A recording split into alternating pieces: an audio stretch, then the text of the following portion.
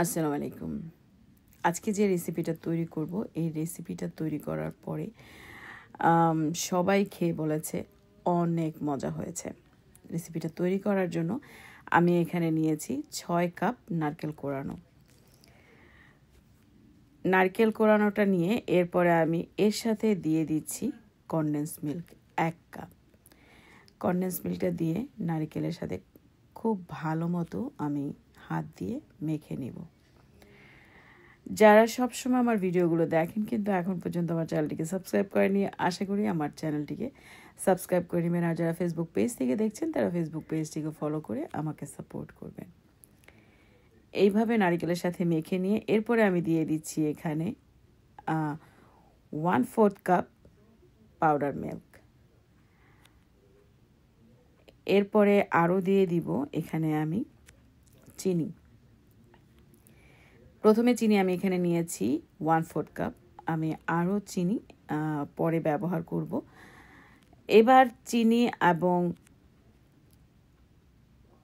Powder milk নারকেলের সাথে আবারও খুব ভালো মতো মিশিয়ে নিচ্ছি। এবার চুলায় বসিয়ে দিব।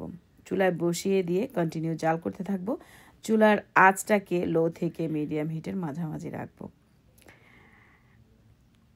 যখন অনেকটাই জাল হয়ে আসবে এবং পানিও অনেকটা শুকিয়ে আসবে, এরপরে আমি আবারও দিয়ে দিচ্ছি 1/4 কাপ চিনি এবং 1/4 টিস্পুন এলাচি গুঁড়ো দিয়ে আবারও কন্টিনিউ জাল করতে থাকবো।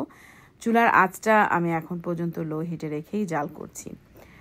যখন নারকেল এবং চিনির পানিটা একদমই শুকিয়ে আসবে এবং আঠালো ভাব হয়ে আসবে, তখনই আমি নারকেলটাকে নামিয়ে নিব। তার আগে একটু নেড়ে এভাবে দেখিয়ে দিচ্ছি, স্প্যাচুলার সাথে একদমই লাগছে না। এবার যখন এই অবস্থায় আসবে, আমি একটু নারকেল নিয়ে নাড়ুটাকে তৈরি করে দেখাচ্ছি। যদিও এখন অনেক গরম, তাই হাত দিয়ে নাড়ুটা তৈরি করতে একটু কষ্টই হয়। এইভাবে সবগুলো নাড়ু আমি তৈরি করে নিচ্ছি। আমি চেষ্টা করেছি রেসিপিটি খুব সহজ করে দেখিয়ে দেওয়ার জন্য। আশা করি আপনাদের ভালো লেগেছে। যদি ভালো লেগে থাকে তাহলে অবশ্যই আমাকে কমেন্ট করে জানাবেন, আর লাইক করবেন, শেয়ার করে দিবেন ফ্রেন্ডস অ্যান্ড ফ্যামিলির কাছে। যারা আজকে আমার চ্যানেলে নতুন তারা চ্যানেলটিকে সাবস্ক্রাইব করে রাখবেন। যারা ফেসবুক পেজ থেকে দেখছেন তারা ফেসবুক পেজটিকেও ফলো করে রাখবেন আমাকে সাপোর্ট করার জন্য। আজ এ পর্যন্তই। অন্য কোনো সময় নতুন কোনো রেসিপি নিয়ে আবারও হাজির হয়ে যাব। সে পর্যন্ত ভালো থাকেন সবাই। আল্লাহ হাফেজ।